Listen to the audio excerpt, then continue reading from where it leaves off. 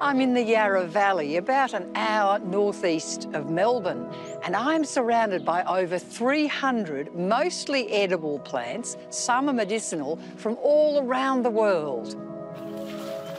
They're all densely packed together to create a 1-acre food forest. It's part of a conference wedding centre owned by Louise Ward and her husband, who also live on the site. Well, it actually means that you're mimicking the normal forest within as a food system. You'll have all sorts of different things that you would find when you go in a forest. Some things you can eat, some things you can't, but they're all there, have their purpose within a forest. And that's really what the edible forest is all about, except many more edible things in it. So how did this all get started? I started researching a bit more about gardens and growing things, and while I was doing my research I came across permaculture and also the term edible forest, and I thought, wow, now that would be amazing. So I walked into the office, I think the next day actually, because I'm quite impulsive. I walked to the office and I said, guys, I have had the best idea. Let's just build an edible forest. Hey. And they all go, all right. I say, yeah, you know, we like the Garden of Eden. People can walk in, taste. I can just see it in front of me. I think it's just a brilliant idea. Let's just do this. I think they just went like, okay, no. What is that, Louise? So what was here beforehand? A paddock. Purely a paddock, straight paddock.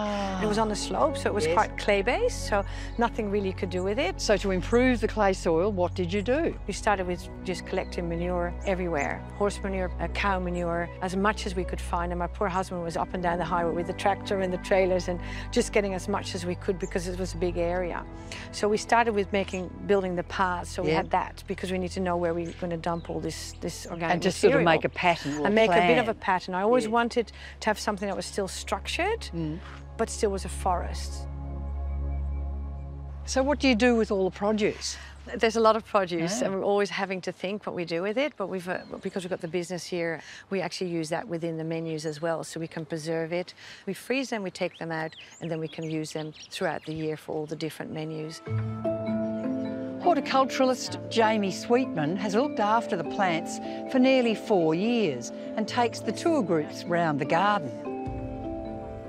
Everywhere you look, it's just covered plants and plants and more plants. Yeah. How many are edible? So we've got about 330 plants in here and about 200 are edible, and the other 100 just fit into the system, so they will be attracting beneficial bugs or nitrogen fixing. Everything has to have an excuse to be in here. Even the roses? Even the roses. The roses, actually, we make syrup with the rose hips. Yeah. We make tea out of them as well. That's a beautiful crab apple variety we have in here. It's fantastic. We've taken every spot in the garden, I think.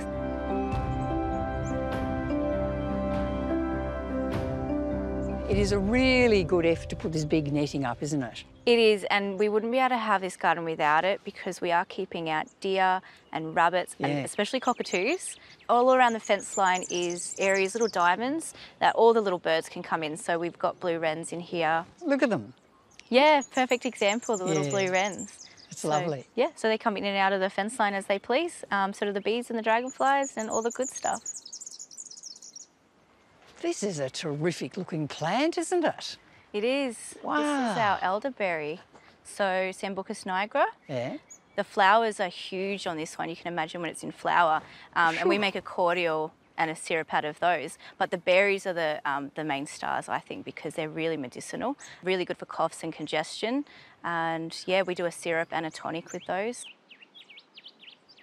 Oh, yum. And they've got a different elderberry. We've got a variety up there that I think is better for the berries. That one's Sambucus nigra golden, so it's just a different variant. Because of the leaf? Yeah. It's got a golden leaf. It's got a lot of a golden thing, and the berries are just double the size. Yeah. And this one, the flowers are double the size, so this one for the flowers for sure. So you should have both? I think so, yeah.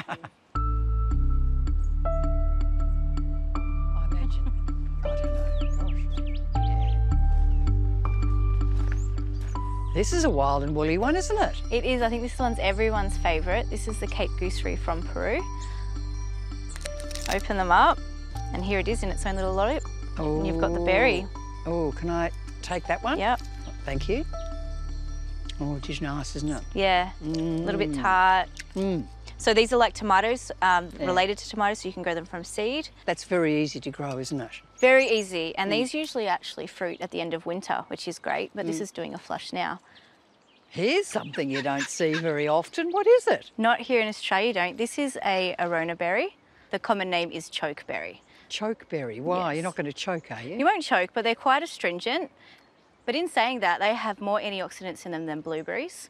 Quite easier to grow. They make a great hedge, easy to harvest. They all ripen at the same time and you can harvest them. Oh, they're very nice. Yeah. They look like a blueberry and they're in the rose family. They are in the rose family. Huh. Well. You can kind of tell Beautiful. with the leaf shape. Yes, you can. Yeah, They're beautiful.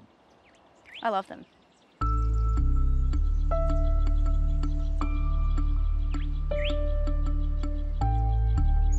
Ah, and what do we have here? So these are our way of doing the chop and drop method. So in permaculture, quite often you'll cut something down and drop it on the ground so that its nutrients can go back into the ground. We'll pull that up soon, throw some mulch over the top of it, leave it for a while, and building soil on site. Ah, so most of it breaks down, obviously, from the bottom. It will. Little bits will be left, but Yep. you just leave those. Even though it's not broken down, we just spread it out a little bit, put mulch over it, it will be a little hump. Leave it for a year and come back and you've got beautiful, perfect mulch to plant into. Excellent. Good little compost heap. Yeah, they work really well. This is nadu, isn't it? You don't That often is see it. nadu. Yeah, so this is our wetland area and everything in here is actually edible as well. So this is a lovely one. Yeah, so this is our Persian silk tree and this is one of our nitrogen fixing trees. So we have nitrogen fixers throughout the whole garden and what they do is they have the ability to go into the ground and they have nodules on their roots that turn nitrogen into forms that other plants can find them accessible. So therefore they're self-fertilising our garden for Yeah. us.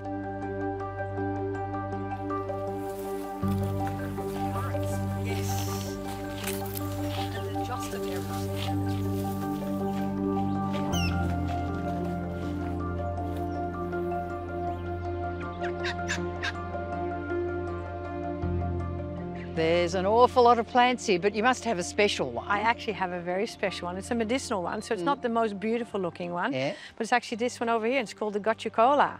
And look at And it. It it's just a goes big patch everywhere. of it. Great It's, big yeah, patch. It's Yeah. very, very happy over here. It's a great little ground cover too. Good. Gardening is just one of the best things I've ever discovered. It's just wonderful. Getting your hands dirty is just one of the most wonderful things in the world. It's just really good for you mentally. It's everything.